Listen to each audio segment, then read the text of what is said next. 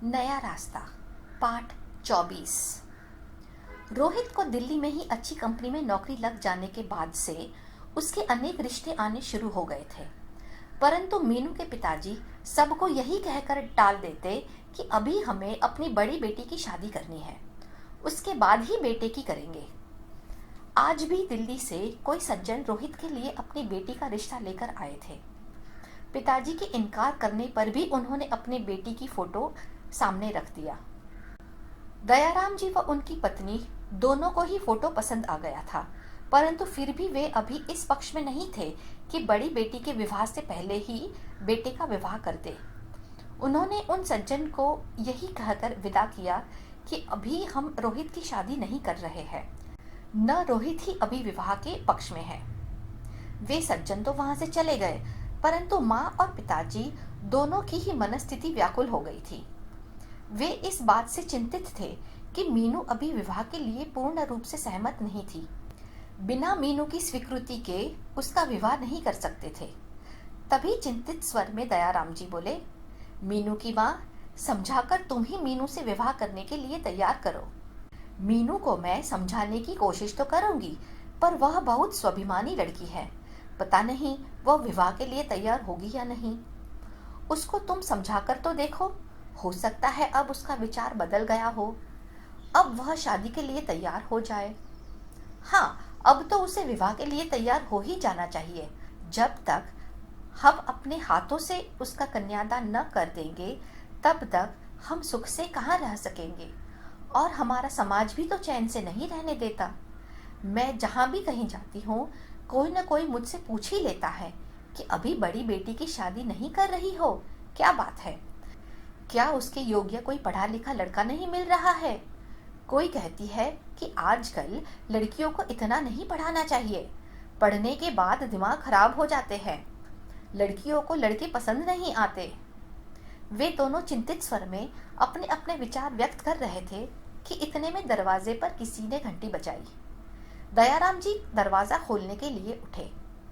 दरवाजा खोलते ही वे आश्चर्यचकित रह गए। उनके सामने मायाराम जी व अमित खड़े थे। एक बार उन्हें विश्वास सा नहीं हो रहा था कि ये वास्तविकता है या स्वप्न है। वे सब स्तब्ध से खड़े रह गए। दूसरे ही क्षण जब उन्हें ध्यान आया, तब उन्होंने उन दोनों को अंदर बुलाकर बैठाया। माँ अमित को देखकर आश्चर्यचकित रह गई। मीनू ने अमित का जो हाल बताया था, उससे तो नहीं लगता था कि अमित पूर्ण रूप से स्वस्थ हो जाएगा। इस समय तो वह ठीक प्रकार से चल फिर रहा था। तभी माँ ने अमित से पूछा, अमित बेटे, अब तुम्हारी तबीयत कैसी है? मीनू से तुम्हारे एक्सीडेंट के बारे में पता चला था। अब तो पूरी तरह ठीक हूँ, अमित ने बड़ी आत्मीयता से उन्हें जवाब दिया। तभी मायाराम जी बोल पड़े, अमित की हालत तो बहुत नाजुक हो गई थी, सब ईश्वर का ही आशीर्वाद है जो कि ठीक हो गया। चलिए, ईश्वर ने सब ठीक ही किया है, कहकर माँ अंदर रसोई घर में चाय आदि की तैयारी करने चली गई। मायाराम जी को दयाराम जी से बात करने में कुछ संकोच सा हो रहा था। फिर उन्होंने साहस एकत्र करके बात करनी शुरू की। भाई साहब, लगभग 4 वर्ष पहले जो कुछ भी हुआ था, उसके लिए हम क्षमा प्रार्थी हैं।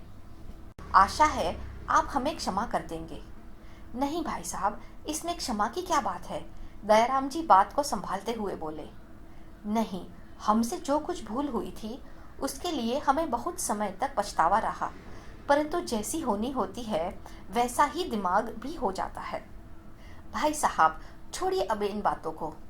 मायाराम जी साहस एकत्र करके बोले, देखिए, उस दिन हमने मीनू के रिश्ते को ठुकराया था, आज हम आपसे मीनू का हाथ मांगने आए हैं। दयाराम जी तुरंत बोल पड़े, मीनू तो अभी शादी के लिए हाँ ही नहीं कर रही है, उसकी स्वीकृति के बिना हम उसकी शादी के लिए हाँ नहीं कर सकते। मायाराम जी बोले, शादी विवाह का मामला नाजुक होता है, बिना लड़के व लड़की की स्वीकृति के विवाह नहीं करना चाहिए। विवाह कोई गुड्डे गुड़िये का खेल नहीं होता है। अब देखिए, हमारे अमित के लिए न जाने कितने रिश्ते आए, पर उसने किसी के लिए हाँ ही नहीं करके दी। दयाराम जी आश्चर्य युक्त स्वर में बोले, अच्छा ऐसी बात है, ठीक है, जब मीनू यहाँ आएगी तब उससे बातें कर लेंगे और जैसा भी निश्चित होगा हम आपको सूचना दे देंगे।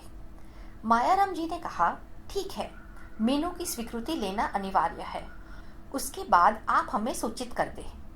कुछ देर बैठने के बाद मायाराम जी व अमित चले गए, परंतु आज दयाराम जी को अवश्य ही यह एहसास हो रहा था जैसे किसी ने उनके दुखी हृदय को सांत्वना दे दी हो।